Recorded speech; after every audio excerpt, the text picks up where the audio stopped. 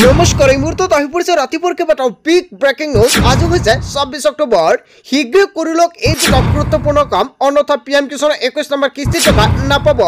PM কিষাণৰ 21 number কিস্তিৰ তাৰিখ ঘোষণা কৰিছে কেন্দ্ৰীয় চৰকাৰৰ ফালৰ পৰা। শীঘ্ৰে কৰি লওক ৰেচন কাৰ্ডৰ নতুন নিয়ম জাৰি কৰিছে, অন্যথা লাভ নকৰিব বিনামূলীয়া ৰেচনৰ চাউলৰ লগতে লাভ নকৰিব তিনিটা নতুন সামগ্ৰী। ৰাজ্যৰ প্ৰতিগৰাকী মহিলা গোটৰ একাউণ্টত 10,000 কোটি টকা প্ৰদান কৰি আছে অসমৰ মুখ্যমন্ত্ৰী ডক্টৰ হিমন্ত বিশ্ব শৰ্মাই। অৰুণোদয়ৰ প্ৰতিজন হিতাধিকাৰী বেংক একাউণ্টত দুটা কিস্তি একেলগে প্ৰদান কৰিব চৰকাৰে। যদি আপুনি চৰকাৰী ঘৰত জেডিং কৰিছে, ভাল খবৰ, চৰকাৰী ঘৰৰ প্ৰথম কিস্তিৰ টকা হ'ব একাউণ্টত। লগতে কেইবাটাও ৰাজনৈতিক খবৰৰ লগতে অৰাজনৈতিক খবৰ যুগুত কৰা হৈছে আজিৰ দিনটোত। গোটেই অসম তথা ভাৰতৰ বিভিন্ন প্ৰান্তৰ পৰা যুগুত হৈছে কেইবাটাও ডাঙৰ খবৰ। এনেবোৰ খবৰ নিতৌ পাই থাকিবলৈ চেনেলটি ছাবস্ক্ৰাইব কৰি ভিডিঅ'ত এটা লাইক কৰিবলৈ নাপাহৰিব। আজিৰ আমাৰ প্ৰথম গুৰুত্বপূৰ্ণ খবৰ হৈছে অসমবাসীৰ বাবে এটা ডাঙৰ খবৰ। ৰেচন কাৰ্ডৰ হিতাধিকাৰীৰ বাবে ডাঙৰ খবৰ আহি পৰিছে। শীঘ্ৰে কৰি লওক এই বিশেষ কাম, অন্যথা বন্ধ হ'ব পাৰে লাখ লাখ লোকৰ বিনামূলীয়া ৰেচন। কৰ্তন হ'ব পাৰে অৰুণোদয় আঁচনি। যদি আপোনাৰ তালিকাত নামটো অন্তৰ্ভুক্ত হৈছে, আপুনি অৰুণোদয় আঁচনি নাপাব পাৰে। যদি আপোনাৰ ৰেচন কাৰ্ড আছে, আপোনাৰ বাবে ভাল খবৰ, আপুনি ৰেচন কাৰ্ডৰ লগত অৰুণোদয় লিংক কৰিছে নেকি, তেনে ক্ষেত্ৰত আপোনাৰ বাবে ডাঙৰ খবৰ আহি পৰিছে। কোটি কোটি ৰেচনৰ হিতাধিকাৰীলৈ কেন্দ্ৰ চৰকাৰে জাৰি কৰিছে নিৰ্দেশনা। KYC নকৰিলে বঞ্চিত হ'ব বিনামূলীয়া ৰেচন ল'বৰ পৰা। লগতে 1 নৱেম্বৰৰ পৰা কেইবাটাও নতুন নিয়ম সলনি হৈছে। KYC নকৰাসকলে নাপাব ৰেচন। কেৱল এয়াই নহয়, ৰেচনৰ চাউলৰ লগতে লাভ কৰিব চেনি, দালি আৰু নিমখ। এইসমূহ সুবিধা আপুনি নাপাব যদি আপুনি KYC নকৰে। ঘৰতে বহি এতিয়াই কৰি লওক ৰেচন কাৰ্ডৰ KYC। প্ৰথমতে ডাউনলোড কৰক মেৰা KYC এপ। দ্বিতীয়তে এপত গৈ বাছনি কৰক ৰাজ্যৰ নাম। তৃতীয়তে KYC ফৰ ৰেচন কাৰ্ডত ক্লিক কৰক। ৰেচন কাৰ্ড নম্বৰ আৰু আধাৰ নম্বৰ অন্তৰ্ভুক্ত কৰক। OTP অহাৰ পিছতে আপোনাৰ সকলো পৰিচয় সন্নিৱিষ্ট কৰক। পৰিয়ালৰ প্ৰতিগৰাকী সদস্যই লাভ কৰিব বিনামূলীয়াকৈ ৰেচন। আপুনি অতি শীঘ্ৰে KYC কৰি লওক আপোনাৰ মোবাইল ফোনৰ জৰিয়তে। যদি আপুনি KYC নকৰে, তেনে ক্ষেত্ৰত আপুনি ৰেচন নাপাব। আৰু আজিৰ ভিডিঅ'টো সকলোৱে বেছিকৈ শ্বেয়াৰ কৰি দিব, যাতে সকলোৱে নতুনকৈ কৰিব পাৰিব KYC। নাম নথকা সদস্যৰ নাম অন্তৰ্ভুক্ত কৰিব পাৰিব ৰেচন কাৰ্ডত। ৰেচনৰ দোকানীৰ সৈতে ইয়াৰ বাবে প্ৰথমতে আপুনি যোগাযোগ কৰিব লাগিব। চৰকাৰৰ ফালৰ পৰা ৰেচন কাৰ্ডক লৈ কেইবাটাও নতুন নিয়ম সলনি কৰিছে। 1 নৱেম্বৰৰ পৰা ৰেচনৰ চাউলৰ লগতে লাভ কৰিব দালি, চেনি আৰু নিমখ। তাৰপিছত অসমবাসী ৰাজক জনাইছে আমাৰ পৰৱৰ্তী গুৰুত্বপূৰ্ণ খবৰ, লগতে ডাঙৰ খবৰ। অব্যাহত আছে লাখপতি বাইদেউৰ ধন লাভ কৰাৰ প্ৰক্ৰিয়া। ফোন অন কৰি থওক, আপুনি যিকোনো মুহূৰ্তত কল কৰিব চৰকাৰে। তালিকাত চাই লওক কোন জিলাত কিমান মহিলাৰ নাম আহিছে। বন্ধু বান্ধৱীসকল, জিলা অনুযায়ী চৰকাৰে মহিলাক 10,000 কোটি টকাৰ চেক বিতৰণ কৰি আছে। প্ৰতিখন জিলাৰে নিৰ্বাচিত মহিলাৰ নাম তালিকা প্ৰকাশ কৰিছে চৰকাৰৰ ফালৰ পৰা। জিলাই জিলাই খবৰ জৰিয়তে 10,000 কোটি টকা প্ৰদান কৰি আছে অসমৰ মুখ্যমন্ত্ৰী ডক্টৰ হিমন্ত বিশ্ব শৰ্মাই। আপোনাৰ জিলাত 10,000 কোটি টকাৰ চেক পাইছে নে নাই? যদি আপুনি পাইছে, বেংকত গৈ জমা দিয়ক। জমা দিয়াৰ পিছত আপোনাৰ একাউণ্টত 10,000 কোটি টকা সোমাই যাব আৰু লগে লগে আপোনাৰ মোবাইল ফোনত মেছেজ আহিব।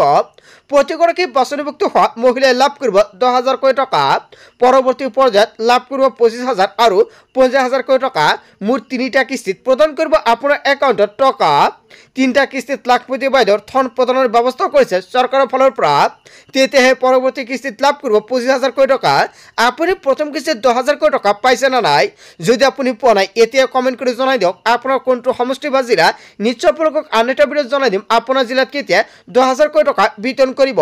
শেষৰ কিস্তিত ধন হ'ব 50,000 কোটি টকা। গছ পুলি ৰোৱাৰ পিছতো বহুতো মহিলাই নাপাব লাখপতি বাইদেউৰ ধনৰাশি। 3টা সন্তান বা তাতকৈ অধিক সন্তান থকা মহিলাই নাপাব লাখপতি বাইদেউ আঁচনিৰ সুবিধা। লাখপতি বাইদেউ আঁচনিক লৈ অসমৰ মুখ্যমন্ত্ৰী ডক্টৰ হিমন্ত বিশ্ব শৰ্মাই বৃহৎ ঘোষণা কৰিছে।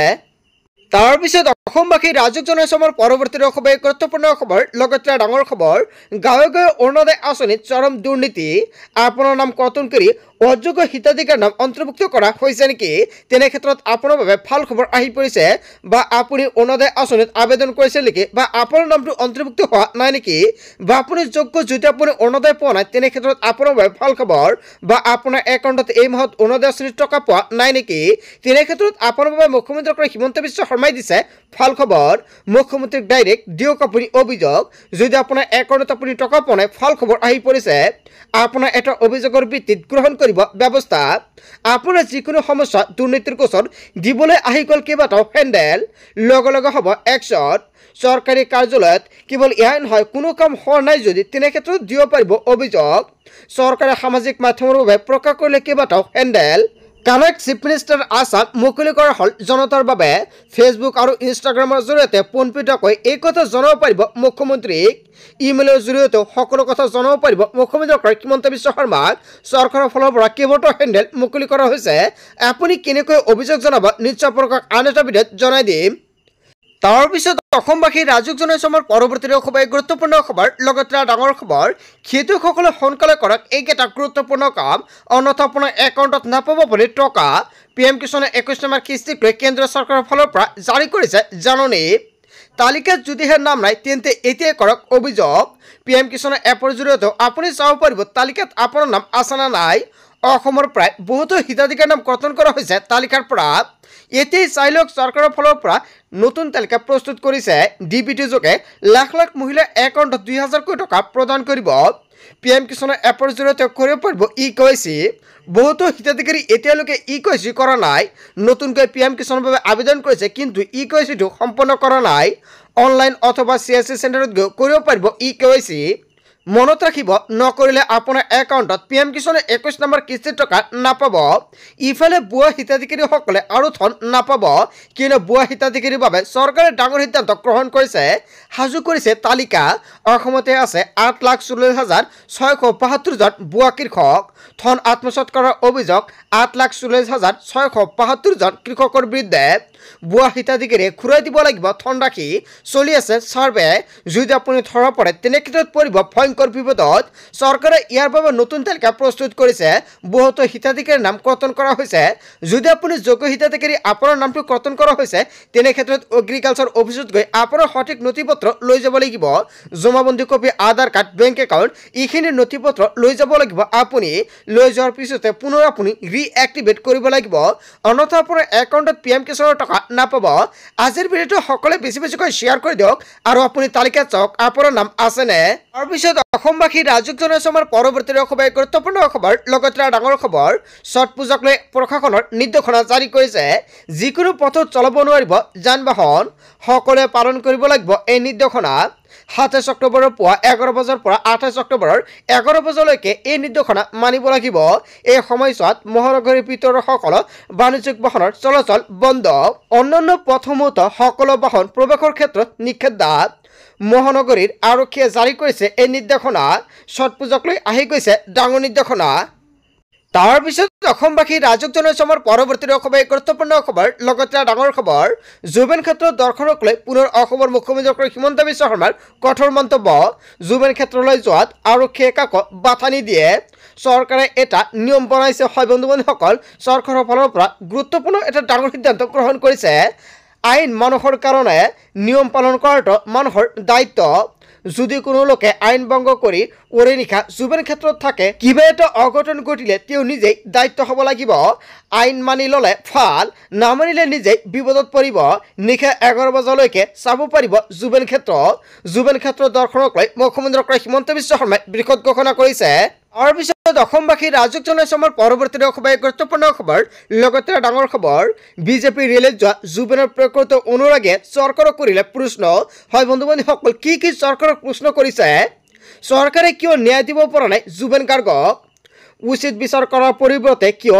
চাৰেবেৰে কোবাইছে মুখ্যমন্ত্ৰী হিমন্ত বিশ্ব শৰ্মাই হয় বন্ধু-বান্ধৱীসকল অসমৰ মুখ্যমন্ত্ৰী হিমন্ত বিশ্ব শৰ্মাই চালেবেৰে কোবাইছে নেকি আগতে তেওঁ ভাল পাইছিলোঁ আৰু এতিয়া চালেবেৰে কোবাৰ কথাৰ বাবে তেওঁক বেয়া পাইছোঁ বুলি মন্তব্য কৰিছে জুবিনৰ অনুৰাগীয়ে তেজপুৰত বিজেপিৰ ৰেলীত বিজেপি চৰকাৰক সমালোচনা কৰিছে প্ৰকৃত জুবিন অনুৰাগী মুখ্যমন্ত্ৰীৰ বিৰুদ্ধে ক্ষোভ উজাৰিলে ৰেলীত অংশ লোৱা বিজেপি কৰ্মী তথা জুবিন অনুৰাগীয়ে বিজেপি ৰেলীত যোৱা জুবিনৰ প্ৰকৃত অনুৰাগীয়ে চৰকাৰক কৰিলে প্ৰশ্ন চৰকাৰে কিয় ন্যায় দিব পৰা নাই জুবিন গাৰ্গক হয় বন্ধু-বান্ধৱীসকল এটা ডাঙৰ খবৰ আহি পৰিছে ইয়াক লৈ ৰাজ্যজুৰি ডাঙৰ প্ৰতিক্ৰিয়াৰ সৃষ্টি হৈছে ইয়াৰ বিষয়ে জনতাই কি ক'ব যদি জনতাৰ কিবা মন্তব্য কৰিব লগা থাকে আপোনালোকৰ মন্তব্যটো নিশ্চয় কমেণ্ট কৰি জনাই দিব তাৰপিছত অসমবাসী ৰাজুক জনাইছো আমাৰ পৰৱৰ্তী খুবেই গুৰুত্বপূৰ্ণ খবৰ লগতে ডাঙৰ খবৰ অসমত SIR দৰকাৰ নাই আমি 2015 চনৰ পৰা 2019 লৈকে নাগৰিকত্ব প্ৰমাণ কৰিছো এছআইআৰৰ জৰিয়তে দ্বিতীয়বাৰৰ নাগৰিকত্ব প্ৰমাণ কৰাৰ প্ৰয়োজন নাই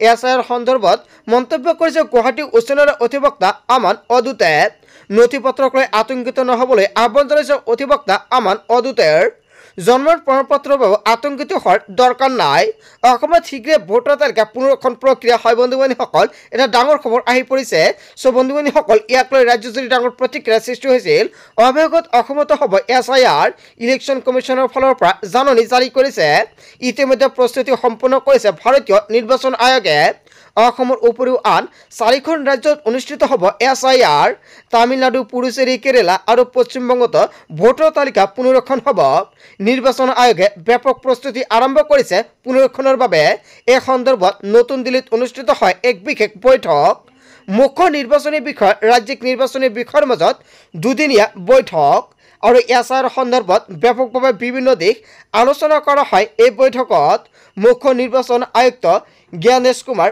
অধ্যক্ষত বৈঠকত অনুষ্ঠিত হয় আৰু ইয়াৰ পূৰ্বে বিহাৰত অনুষ্ঠিত হৈছিল ভোটাৰ তালিকাৰ পুনৰীক্ষণ অসমত এছআইআৰ দৰকাৰ নাই বুলি কোৱাৰ পিছতে এটা ডাঙৰ খবৰ আহি পৰিছে অসমত হ'ব এছআইআৰ প্ৰক্ৰিয়া কি নথিপত্ৰ লাগিব নিশ্চয় নেক্সট ভিডিঅ'ত জনাই দিম তাৰ পিছত অসমবাসী ৰাজক জনাইছে আমাৰ পৰৱৰ্তী খবৰ গুৰুত্বপূৰ্ণ খবৰ লগতে ডাঙৰ খবৰ অলা উবেৰক চেলেঞ্জ ভাৰত চৰকাৰৰ ৰাজপথত চলিব চৰকাৰৰ ভাৰত টেক্সি কেন্দ্ৰীয় চৰকাৰে মুকলি কৰিলে ভাৰত টেক্সি ড্ৰাইভাৰ জাতিক লুণ্ঠন কৰা অলা উবেৰৰ বাবে আহি গ'ল বেয়া দিন ডিচেম্বৰৰ পৰা দেশৰ ৰাজপথত চলিব ভাৰত টেক্সি নৱেম্বৰ মাহৰ পৰাই ৰাজধানী দিল্লীত চলিব ভাৰত টেক্সি শীঘ্ৰেই 5,000ৰো অধিক ড্ৰাইভাৰ সংযোগ হ'ব ভাৰত টেক্সিৰ সৈতে কোঅপাৰেটিভ লিমিটেডৰ সৈতে চুক্তি কৰিলে কেন্দ্ৰীয় চৰকাৰে শীঘ্ৰে আপুনিও ডাউনলোড কৰক ভাৰত টেক্সি এপ ভাৰত টেক্সিৰ জৰিয়তে চালক আৰু যাত্ৰী দুয়োটা পক্ষৰে হ'ব লাভ অলা উবেৰক চেলেঞ্জ ভাৰত চৰকাৰৰ হয় বন্ধু বান্ধৱীসকল এটা ডাঙৰ খবৰ আহি পৰিছে